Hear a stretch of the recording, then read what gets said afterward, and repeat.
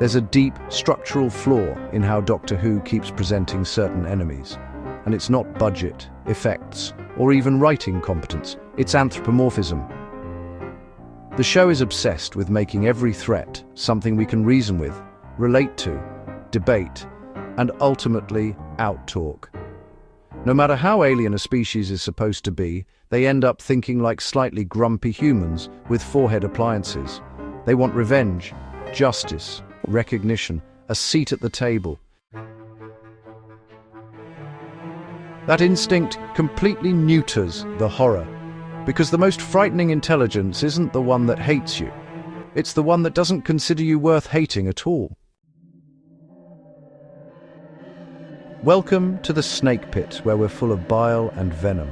I'm your host, Snake Daemon, and today we're dragging one of Doctor Who's oldest ideas out of the shallow end and into the abyss, the Sea Devils, what they should be, and why the show has been far too kind to humanity when dealing with them. If you've only ever watched the televised stories, you might think the Sea Devils are just aquatic Silurians with worse luck and more guns. But if you've paid any attention to the expanded media, novels, audios, and background lore, a far more disturbing picture emerges, one that reframes the entire human-reptile dynamic in a way the TV series has repeatedly avoided for comfort reasons. Because here's the uncomfortable truth: we were never equals. Humanity was not some rival species that arose independently and upset the balance. We were engineered, cultivated, modified, in some accounts deliberately shaped, in others opportunistically exploited. But the end result is the same. We were designed as a resource, a renewable one, loose, adaptable, fast breeding, easily spread across environments. We weren't neighbors who moved into the wrong house. We were livestock that broke containment. From the Sea Devils' perspective, colder, more pragmatic, and less emotionally tangled than their land-dwelling cousins, humanity isn't a civilization. It's a problem that escaped its intended function. A biological mistake that went feral and industrialized the planet while no one was watching.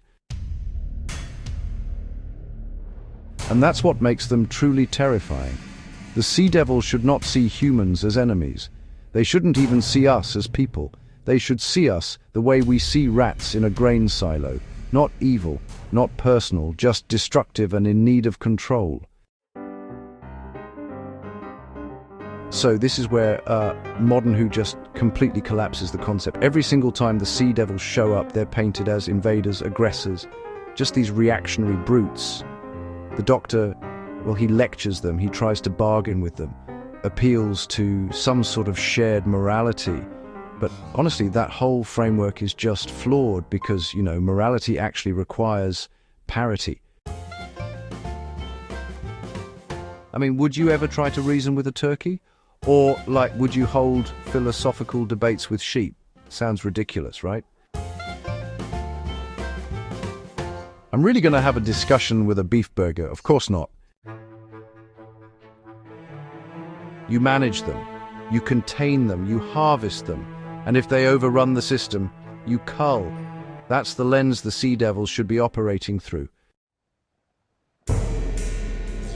This is why every human captured in a Sea Devil story should be considered already dead. Not dramatically, not bloodily, but clinically.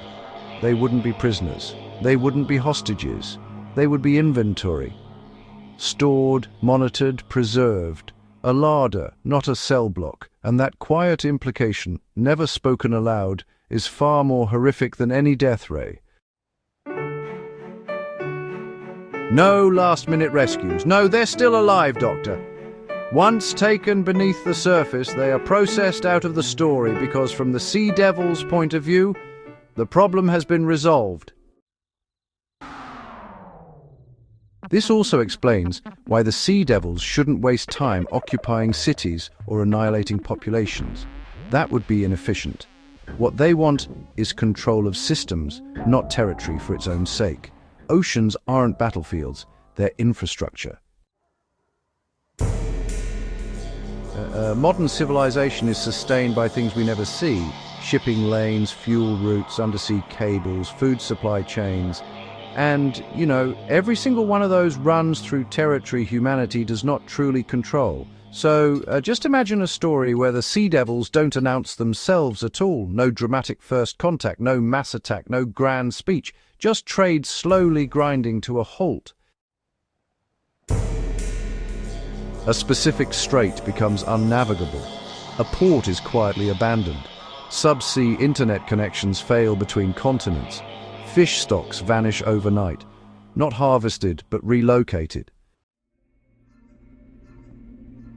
So, the Myrka is reintroduced properly, becomes the enforcement mechanism.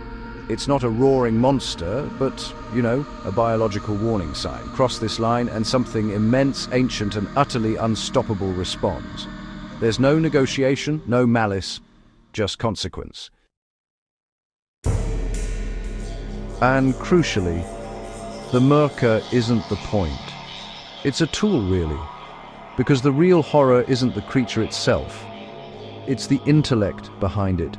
The sea devils aren't panicking or just reacting or lashing out. They're correcting an imbalance that's been allowed to persist for far too long. This is where, honestly, the Doctor is finally outmatched. Not technologically, not physically, but morally.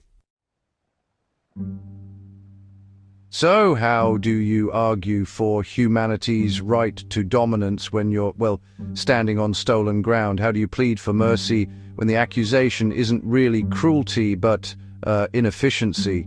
And how do you negotiate with something that sees you as nothing more than a biological spill? And that's the real brilliance of this setup. The sea devils don't actually have to be villains. They just have to be right. At least, from their own point of view. The Silurians, they often fracture, they argue, they mourn what was lost. They miss the world they left behind.